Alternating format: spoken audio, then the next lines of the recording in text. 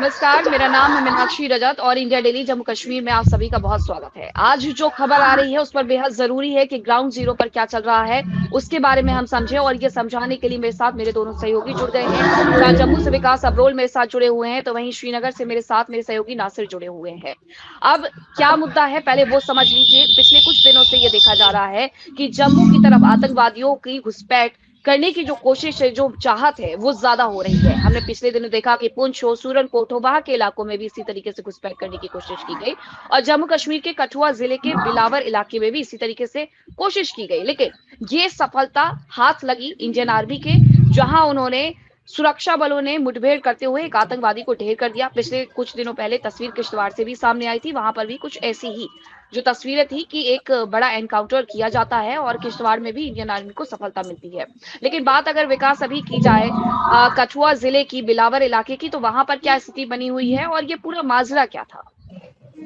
देखिए, ये जो ग्रुप है इसको निक्कू ग्रुप करके बेसिकली एक बड़ा ग्रुप है, सैफुल्लाह ग्रुप है, जिसमें दो तीन छोटे छोटे ग्रुप बनके ये अलग अलग बिलावर के अलग अलग इलाकों में घूम रहे हैं। उसमें से निक्कू और उस्मान उस जुबैर, ये दोनों एक साथ घूम रहे थे। इनको बहुत बार यहाँ पे जो देखा गया था और कई बार देखा गया है। यहाँ पर इन्होंने लोकल्स के साथ मारपीट भी की है। पीछे कुछ वहाँ पे लोकल थे, उनको उन्होंने मौत के घाट उतारा इन्हीं इलाकों में। तो ये बहुत देर से इस इलाके में ट्रैवल करते हैं। पुख्ता सूचना थी, जिसके बाद इस इलाके में कॉर्डन चलाया गया। हालांकि इसी इलाके 7 जनवरी से इस इलाके में कॉर्डन चल रहा था और पहले भी एक बार यहाँ पे इनके साथ मुठभेड़ शुरू हुई थी, जिसमें ये घेरे का फायदा उठाते ये दोनों निक्कू और ये दोनों भाग लेते। और कल जब एक पुख्ता सूचना मिलने के बाद एक घर के पास इसको जब इसकी मूवमेंट देखी गई उस्मान की, तो वहां पर इसको घेरा गया और फिर वहां पर कल गोलाबारी जिसमें मारा गया। अब देखिए, इसके पास एक M4 असॉल्ट कार्बाइन मिली है और कार्बाइन राइफल जो है ये यूएस मेड है। ये वो राइफल्स है जो अफगानिस्तान में छूट गई थी जब अमेरिका वहां से निकला, तो वहां से आतंकवादियों ने ये स्मगल करके पाकिस्तान लाई और ये उनको मिलती है जो कमांडर होते हैं। तो ऐसे में माना जा रहा है कि जैश का ये कमांडर रहा होगा, तभी इसके पास राइफल थी। और इन राइफल पर जो है स्कोप लगे होते हैं, जिनकी जो दूरी है 2 किलोमीटर के आसपास की होती है, यानी कि इस राइफल से 2 किलोमीटर तक की मारने की क्षमता होती है। ऐसे में बहुत बार देखा गया है ये एक स्नाइपर के रूप में इनके लिए काम करता था, लेकिन एक बहुत बड़ी कामयाबी है इसको मारना। हालांकि इसका साथी जो निक्कू है वो भी इस इलाके में घूम रहा है, अभी भी वहाँ पे सर्च ऑपरेशन चल रहा है। मुझे उम्मीद है कि बहुत जल्द इसको भी मार गिराया जाएगा। जी बिल्कुल, ये बड़ी कामयाबी मिली है इंडियन आर्मी को। लेकिन अगर बात नासिर यहाँ जम्मू कश्मीर के जम्मू को छोड़ करके कश्मीर के इलाकों की जाए, तो कई ऐसे इलाके हैं जिन्हें बेहद ही सेंसिटिव माना जाता है। हालांकि पिछले कुछ दिनों से वहां पर बहुत ज्यादा अशांति देखने को नहीं मिल रही है। पहलगाम के बाद बहुत सारे जो आतंकी हैं वो दुबक करके बैठे हुए हैं, लेकिन कई इलाकों में सर्च ऑपरेशन वहां पर भी चलाया जा रहा था। खासकर जो दक्षिण कश्मीर का अनंतनाग वाला एरिया है, उसके अलावा जो आगे की बेल्ट है, उसमें ये माना जाता है कि किसी के साथ उठना बैठना भी सोच समझ करके करना होता है। तो वहां पर क्या स्थिति बनी हुई है इंडियन आर्मी की, वहां पर क्या भूमिका नजर आती है? पिछले कुछ सालों में हमने देखा कि इंडियन आर्मी की जो बटालियन है वहां पर कुछ कम की गई है फोर्सेस। देखिए, बिल्कुल मीनाक्षी, हमको एक बात पहले समझनी चाहिए कि धारा 370 हटाने से पहले अगर देखा जाएगा जम्मू कश्मीर की तस्वीर अगर देखी जाएगी तो कश्मीर सबसे बड़ा हॉट बेड माना जाता था आतंकवादियों का। स्पेशली साउथ कश्मीर, चाहे हम अनंतनाग की बात करें, कुलगाम की बात करें, शोपियान की बात करें, पुलवामा की बात करें, त्राल की बात करें। लेकिन जब धारा 370 हटाएगा और उसके बाद जो ऑपरेशन ऑल आउट चला गया, जो तमाम तर लोकल आतंकवादी थे उनको जो है बहुत ही उतारा गया। उसके बाद जो लोकल टेररिस्ट का ग्राफ है वो बिल्कुल नीचे चला गया। लेकिन अब अगर देखा जाएगा फॉरेन टेररिस्ट जो है घुसपैठ करके जो है स्पेशली उन इलाकों में मौजूद है जहां पे उनको जंगल बिल्कुल करीब में पड़ता है। चाहे हम पीर पंजा रेंज की बात करें, कुटवा सांबा की बात करें, या यहाँ से दारा की बात करें, या और फिर महादेव जहाँ पे हुआ था, और बैलेट की अगर बात करें, वहां पे कई दिनों से कुछ मूवमेंट जो है वो देखी गई। उसके बाद जो है तुरंत वहां पे सिक्योरिटी फोर्सेस ज्वाइन किया, ऑपरेशन चलाया गया। कहीं ना कहीं अगर देखा जाएगा कश्मीर घाटी की तस्वीर जो बदल चुकी है। अब जो है आतंकवादियों के लिए एक हॉट बेड जो बना हुआ है वो जम्मू जोन बना हुआ है। चाहे हम IB सेक्टर की बात करें, LOC सेक्टर की अगर बात करेंगे, तो वो हॉट बेड जो है आतंकवादियों के लिए बना है। क्योंकि कश्मीर घाटी में जो रेजिडेंशियल में उनको जो पनाह मिलती थी, अब लोगों ने जो है आतंकवाद और अलगाववाद को यहाँ पे ठुकराया। अब लोग जो आतंकवादी है उनको यहाँ पे लोकल जो रेजिडेंशियल एरियाज है वहां पे उनको पनाहने की जगह नहीं मिलती है। अब उन्होंने एक नई रणनीति जो अपनाई है वो है जंगल का एरिया, क्योंकि जंगल के एरिया में वो सेफली जो है वहां पे रहते हैं। आपने हाइडआउट वहां पे बनाए, हमने देखा कई दिनों से लगातार हम देख रहे हैं कि कई सारे जंगल एरियाज में जो हाइडआउट बस्ट किए गए। स्पेशली दक्षिणी कश्मीर अनंतनाग की अगर बात करें, कुलगाम की अगर बात करेंगे, या नॉर्थ कश्मीर कुपवारा की अगर बात करें तो वहां पे आतंकवादी के जो हाइडआउट जितने भी थे उनको ध्वस्त किया गया। उससे कहीं ना कहीं की मेजर सेटबैक जो है यहाँ के आतंकवादियों को लगा।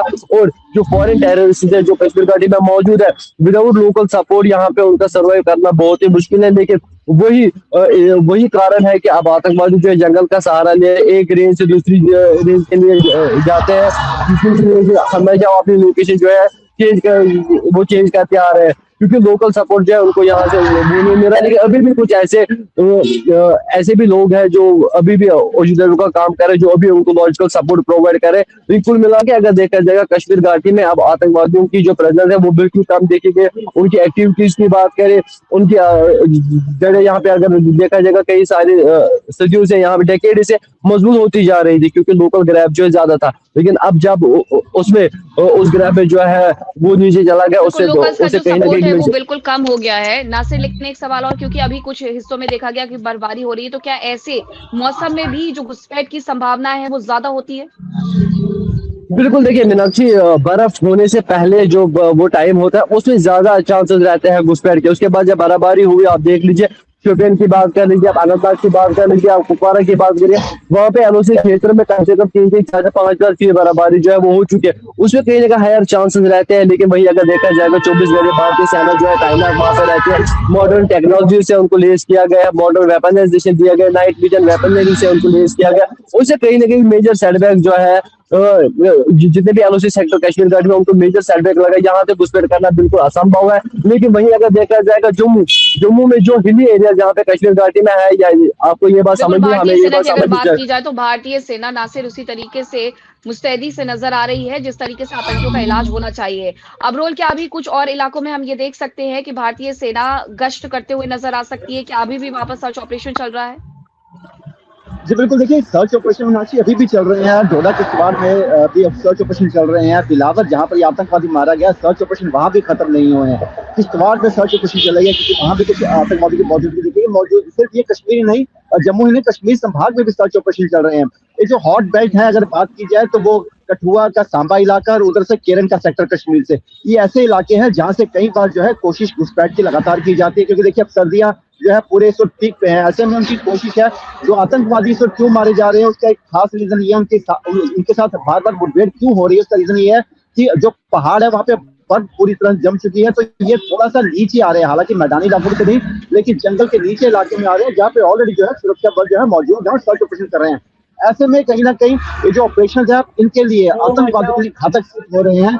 और लगातार इसी की वजह से जो है देखा जाए कई बार जो है आतंकवादियों के साथ मुठभेड़ हो रही है। हालांकि क्योंकि अगर बात पूरे जम्मू कश्मीर की अगर बात करें तो ये जो इलाका है ये ऐसा है कि यहाँ पर घने जंगल है, जंगल इतने घने हैं कि उसके अंदर सूरज की रोशनी भी पूरी तरह से नहीं पहुंच पाती। प्राकृतिक गुफाएं बनी है जो जी बिल्कुल, इसी वजह से कहीं ना कहीं आतंकी घुसपैठ करने में कोशिशों में लगे रहते हैं, कई बार कामयाब भी हो जाते हैं। लेकिन विकास, अभी की अगर मैं बात करूं तो जिस जगह पर ये ऑपरेशन चलाया गया बिलावर के उस इलाके में, तो क्या उसे पूरा सैनिटाइज कर दिया गया है? जी देखिए, जो आसपास का इलाका जहाँ पे ये पहले दिन 7 जनवरी को जहाँ पर जिस दिन ऑपरेशन शुरू हुआ था, ये जो अभी कल इनकाउंटर हुआ ये से कुछ मीटर ऊपर हुआ है।